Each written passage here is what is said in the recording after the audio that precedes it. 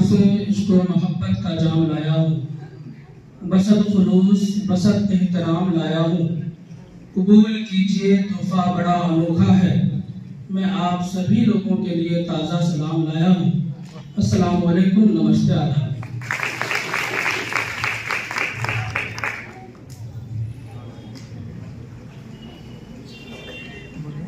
बड़ी सादगी के साथ हमारा ये प्रोग्राम चल रहा है।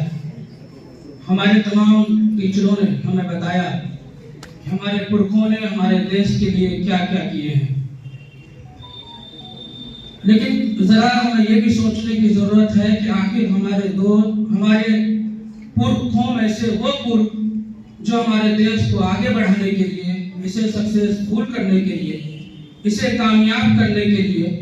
अपने लक्ष्य तक पहुंच जाते थे, तो वो किस सोच, किस फिक्र, किस फहम से पहुंच जाते थे।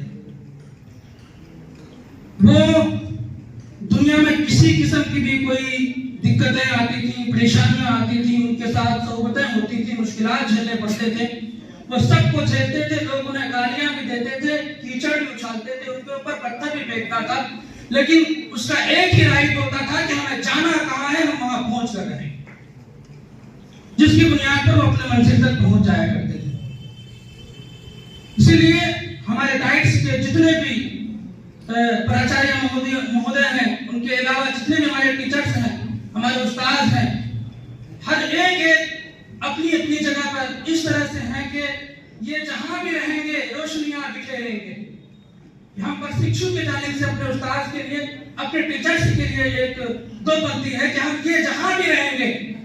अपनी रोशनियां बिखेरेंगे, क्योंकि चिराग का कोई अपना मकान नहीं होता, क्योंकि चिराग का अपना मकान नहीं होता। डॉक्टर शिशुपाल महोदय जब भी इस कॉलेज को आगे बढ़ाते हैं और इसमें कुछ उन्हें देखने को मिलता है, और जब ये उस कार्य को देखकर खुश होते हैं, प्रसन्न होते हैं, तो बस यही अपने अल्फाज में वो कुछ भी कहें, लेकिन मैं समझता हूं कि वो यही कहते होंगे, मैं अकेला ही चला था जानिबे मंजिल मगर लोग साथ आते गए और कारवां बनता गया। मैं अकेला ही चला था जानिबे मंजिल मगर लोग साथ आते गए और मैं कारवां बनता गया। अकेले ही तो चले, साथ देने वाले तो हमारे तमाम टीचर्स हैं।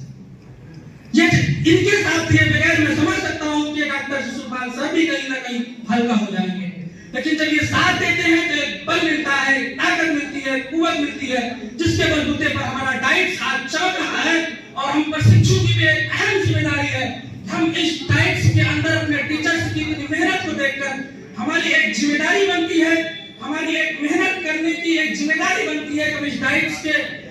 दो दीवार पर लगे हुए सीमेंटेड के एक सरदार से लेकर सरिया की एक नोक की हिफाजत और अपने टीचर्स की इज्जत को अपने सर के आंखों के पलकों पर यूं बैठाए कि जैसे मैंने कल भी कहा था कि अगर हजारों डाइट्स के लाखों प्रशिक्षुओं के बीच में हम तनहा खड़े हो जाए कि किसी को ये पूछना न पड़े कि तुम कहां से आए हो, बल्कि हमें देखकर समझ जाए ये डाइट्स कहां से है।